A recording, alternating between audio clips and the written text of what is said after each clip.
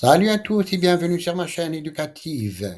Dans cette vidéo, je vous propose une expression écrite inspirée de Le dernier jour d'un condamné pour vous aider à mieux comprendre l'œuvre et à réussir vos devoirs. Restez avec moi jusqu'à la fin pour découvrir des conseils précieux et des exemples concrets. Pour le niveau baccalauréat, les examens de français, en choisissant la production écrite, chapitre 31 et chapitre 32. Je répète, la production pour le chapitre 31 et chapitre 32 du roman Le dernier jour d'un condamné.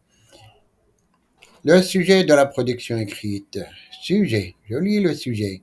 Dans cet extrait, le narrateur exprime un sentiment de, de déshumanisation face à la machine judiciaire et à l'imminence de sa mort. Pensez-vous que la peine de mort est une peine qui respecte la dignité humaine? Je répète, dans cette œuvre, le narrateur exprime un sentiment de déshumanisation face à la machine judiciaire et à l'imminence de sa mort. Pensez-vous que la peine de mort est une peine qui respecte la dignité humaine? Développez votre point de vue dans un texte argumentatif d'une quinzaine de lignes en vous appuyant sur des arguments cohérents et des exemples tirés éventuellement des œuvres étudiées ou de vos connaissances personnelles. Les critères de la correction de la production écrite, conformité à la consigne d'écriture, 2 points. La cohérence de l'argumentation, 3 points. Et la correction de la langue, 3 points. Maintenant, on passe à la correction de la production écrite possible. La question de la peine de mort suscite un débat éthique crucial sur le respect de la dignité humaine. Dans le dernier jour d'un condamné, Victor Hugo décrit avec une intensité poignante les souffrances physiques et morales d'un homme attendant son exécution. Cette plongée dans la conscience du condamné révèle une déshumanisation inhérente au système judiciaire, où l'individu est réduit à un simple objet, un corps bientôt anéanti par la sentence.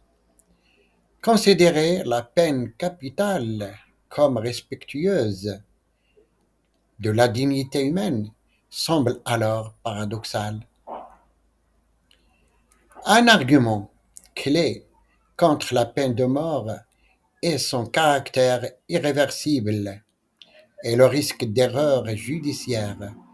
Ôter la vie à quelqu'un, c'est lui retirer toute possibilité de rédemption ou de correction.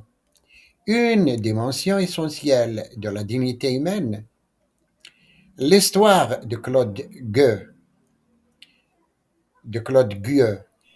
poussé au vol par la misère et exécuté, illustre l'échec d'une société incapable d'éduquer et de réhabiliter, référant une solution finale et brutale. Hugo souligne l'absurdité de cette logique punitive, appelant à une réflexion profonde sur le rôle de la justice et la valeur de chaque vie. Conclusion. La peine de mort, telle que décrite par des auteurs comme Victor Hugo, apparaît comme une atteinte fondamentale à la dignité humaine. Elle nie la possibilité de l'erreur, la valeur de la réhabilitation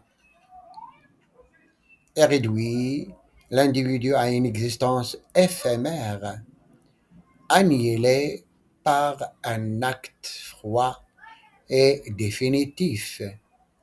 Un système judiciaire véritablement respectueux de la dignité humaine devrait privilégier des peines permettant la justice, la réparation et la réinsertion plutôt que la suppression irrévocable d'une vie. J'espère que vous avez désormais une meilleure compréhension de cette œuvre et des outils pour réussir vos devoirs et examens.